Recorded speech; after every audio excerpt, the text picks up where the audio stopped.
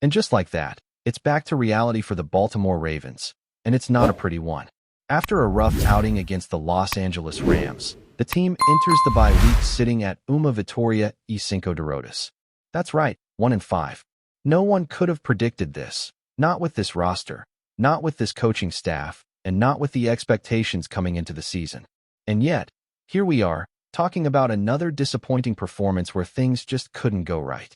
But before we dive into the mess on the field, let's talk about something that did go right, the experience. Shout out to Baltimore, shout out to the community, and shout out to the people who make this team more than just football. Being invited by Maryland Governor Wes Moore to watch the game in his suite, that was surreal. To be in that space, to meet other creators, to feel the energy of people who support what you do, that's something money can't buy. And let's be real, it made the loss sting a little less. The Ravens may not have delivered on the field, but the experience was unforgettable. And if you were there, you know exactly what I mean. Now, onto the game. Let's just get straight into it, because this one was rough. Ugly football from the very beginning. The Ravens' offense looked like it had flashes early on. They came out running the ball with some juice, like they might have finally found a rhythm. But every time there was a big play or some momentum being built, here came the flags. Holding calls, offensive pass interference, and just unnecessary penalties that killed any type of flow they were trying to create. That was the theme for the entire game. The Ravens beating themselves before the Rams ever had to. Cooper Rush got the start at quarterback, and honestly, he didn't do much to justify that decision. A lot of fans were calling for Tyler Huntley even before kickoff, and you can see why. Cooper Rush's final stat line: 11 completions on 19 attempts, 72 yards, and an interception. It wasn't just pedestrian, it was painful. The offensive line gave him no time. The pocket collapsed repeatedly, the pressure was relentless, and even when he did get a clean throw off, it was short and uninspiring. To be fair, some things were out of his control, but let's not act like he was lighting it up either. The decision to go with him over Huntley might have been about arm strength or pushing the ball downfield, but in the end, it didn't matter. The offense was lifeless either way. Then came Tyler Huntley in the second half, and suddenly, there was a spark. A small one, but a spark nonetheless. He brought some mobility, made some short throws, and scrambled for a few first downs. But again, it wasn't enough. This offense needs more than a spark, it needs an overhaul. You can't rely on broken plays and short passes to win games, especially when you're in the red zone and can't punch it in. Speaking of red zone struggles, how does an offense with Derrick Henry not score from the 1-yard line? Not once, not twice, but multiple attempts. They handed it to Henry, no dice. Then they tried the tush-push, twice, with Mark Andrews. Still nothing. Finally, they went back to Henry, and he got stuffed again. Let's talk about that sequence because a lot of people are blaming the play calling. And sure, it's fair to question it, but there's context. This coaching staff already tried to give it to Derrick 4 times, planned before and failed. So this time, they switched it up. They tried to get creative, tried to guarantee that 1 yard. But the reality is, no play call is going to work when your offensive line gets bullied. Tyler Linderbaum even said it. They wanted it more than us. That's a brutal admission, but it says everything. When you're getting out-muscled at the line of scrimmage on your own home turf, it doesn't matter what play you call. Despite all that, Derrick Henry finally had a 100-yard game. 24 carries, 122 yards, averaging just over 5 yards per carry. On paper, that looks like a monster game. But in reality, it felt like empty calories. He racked up yards, sure, but it never translated to points. That's the problem. This offense can move the ball a little here and there, but they can't finish. 3 points. That's all they had to show for it. 3. Zay Flowers didn't help either. 2 fumbles. Only one officially recorded, but both were brutal. One moment, he's making defenders miss and looking electric. The next, he's coughing up the football. It just felt like every time the offense had something going, they found a way to mess it up. Self-inflicted wounds. That's been the story of this team all season. Whether it's penalties, fumbles, or failed red zone execution, they just cannot get out of their own way. Even special teams had their share of issues. Leonte West fumbled on a punt return, and while a penalty bailed him out, it could have been another disaster. He followed it up with a nice return, but the damage was already done. Then there's Tyler Lue, the kicker, who scored the only points of the game. That's it. That's the entire offensive output, a field goal. Jordan Stout, the punter, has been one of the few bright spots, but that says more about how often they've needed him than anything else. Now let's flip to the defense. On the surface, giving up only 17 points to the Rams seems like a win. And yes, compared to the offense, it was a better showing. But the context matters. The Rams dropped multiple passes. They left plays on the field. Puka Nacua got hurt and didn't play most of the game. So while the Ravens' defense held the score down, it wasn't exactly a lockdown performance. There were still blown coverages, soft zones, and missed opportunities. Same old issues. Corinne Williams ran in a touchdown that looked way too easy. And then came the Matthew Stafford touchdown pass to Tyler Higbee, wide open in the flat. That's a route the Ravens have been getting beat on all season. Play action, dump it off to the tight end. Nobody within 10 yards. It's like the defense just refuses to adjust. You watch it happen over and over again and wonder, how is this still a thing? But hey, there were moments. John Jenkins forced a fumble and recovered it. That was a big-time play. And there was a fourth down stop that gave the Ravens another chance late in the game. So the defense wasn't a complete disaster. But when it mattered most, they couldn't close. There were too many third downs where the Rams receivers just made plays. Too many plays where Stafford had all day in the pocket because the Ravens rushed two. Yes, two defenders. What are we doing? Rushing 2 and dropping 9 only to give up a 30-yard completion? That's not strategy, that's surrender. And let's be honest here. This coaching staff needs to be held accountable. John Harbaugh said after the game that it was the plan all along to play both Cooper Rush and Tyler Huntley. But Cooper himself said he was surprised when Huntley came in. So who's telling the truth? Because it doesn't sound like the team was on the same page. And that's a problem. That points to dysfunction. That points to confusion at the top. Then there's the offensive line. If Harbaugh really wants to turn things around, that's the first place to start. You don't even have to say you were wrong. Just make the change. Say you're looking for a spark. Put someone else in there. Give Ben Cleveland or someone else a shot. Do something. Because what they're doing now isn't working. And everybody can see it. Lamar Jackson is expected to return after the bye week, along with Ronnie Stanley. That could help. That should help. But if the foundational problems don't get addressed, the line, the red zone play calling, the lack of adjustments on defense, it won't matter.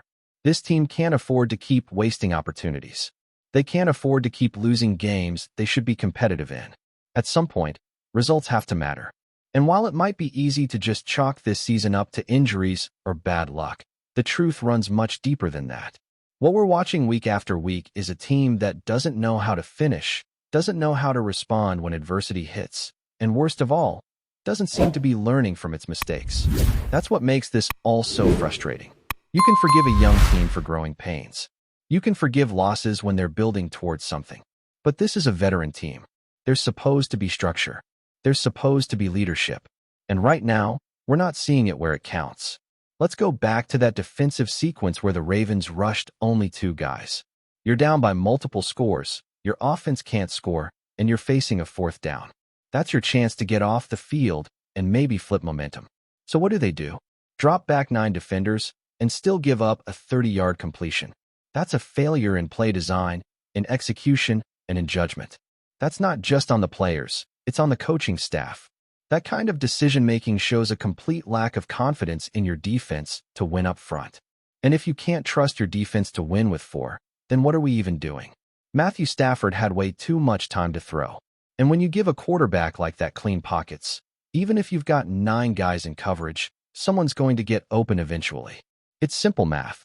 And the Ravens got burned for it. Again, this isn't new. This isn't just a one-week thing. This is a trend. And it's hurting them in the biggest moments. Now, back to the offense. It's wild how predictable things have become. You already know what's coming when they're in the red zone. The creativity is gone. The confidence is shot. They might rip off a decent run or catch a defense slipping with a nice play action. But once they hit that 20-yard line, everything tightens up. Not just the defense. Mentally, this team tightens up too. They stop taking risks. They stop trusting what got them there. And it shows.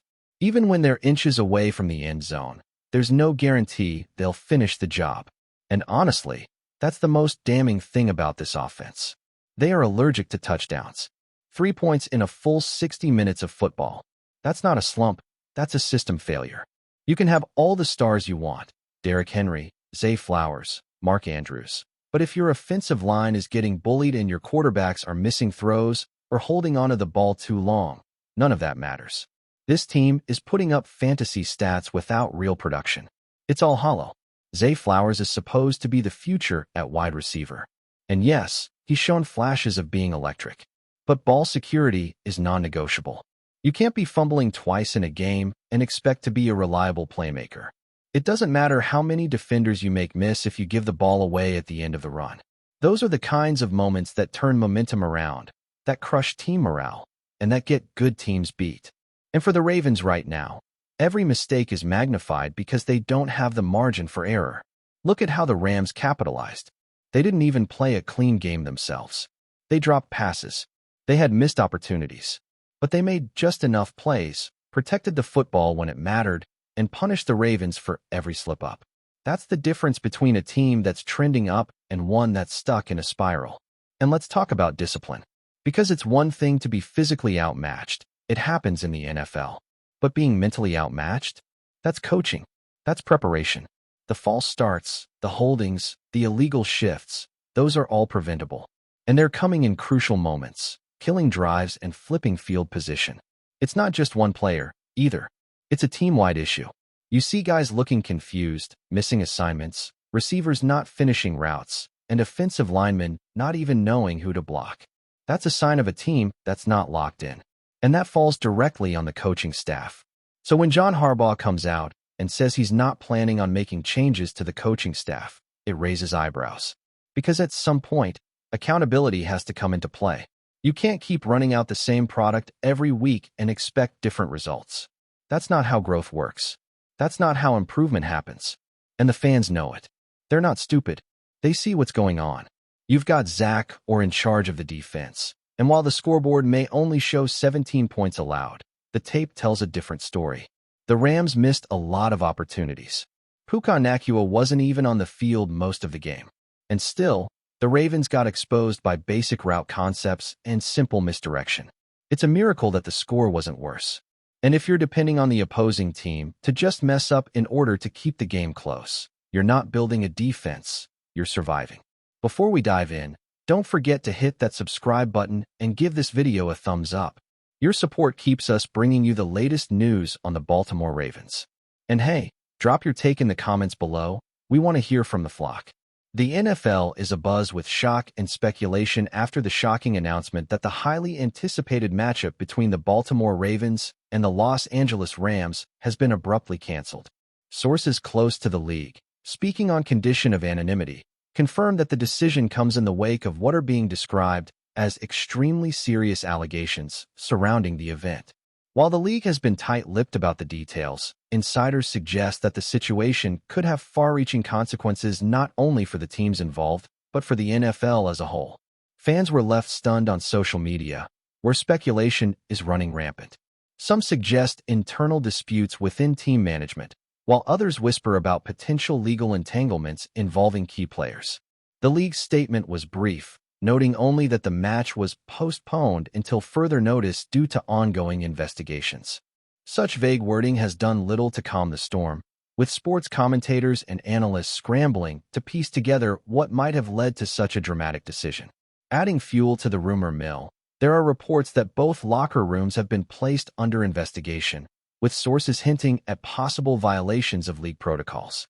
The timing could not be more critical, as the Ravens and Rams were both on trajectories that could impact playoff positioning, making the cancellation a seismic event in the NFL season. Industry insiders warned that the repercussions could extend beyond this single game, potentially affecting player trades, sponsorships, and even league policies on conduct. Social media is alive with speculation, from fans demanding transparency to conspiracy theories swirling about why the league opted for such a drastic measure. While official confirmation is scarce, the NFL has promised updates as the situation unfolds. Meanwhile, betting markets are in chaos, with sportsbooks scrambling to adjust odds and refund wagers. In a sport where momentum and morale can define a season, the ripple effects of this sudden cancellation could be felt for months, leaving fans and players alike anxiously waiting for clarity in a story that continues to evolve with each passing hour. The Ravens and Rams, two franchises with storied histories and passionate fan bases, now find themselves at the center of what could become one of the most talked-about controversies in recent NFL memory. Everyone, from analysts to casual fans, is watching, waiting, and wondering what exactly happened behind the scenes to bring the league to this unprecedented pause. That's it for this update. If you enjoyed the video and want to stay in the loop with exclusive news on our Baltimore Ravens, make sure to subscribe and hit that like button. We'd love to hear what the flock thinks. Drop your thoughts in the comments. See you in the next one.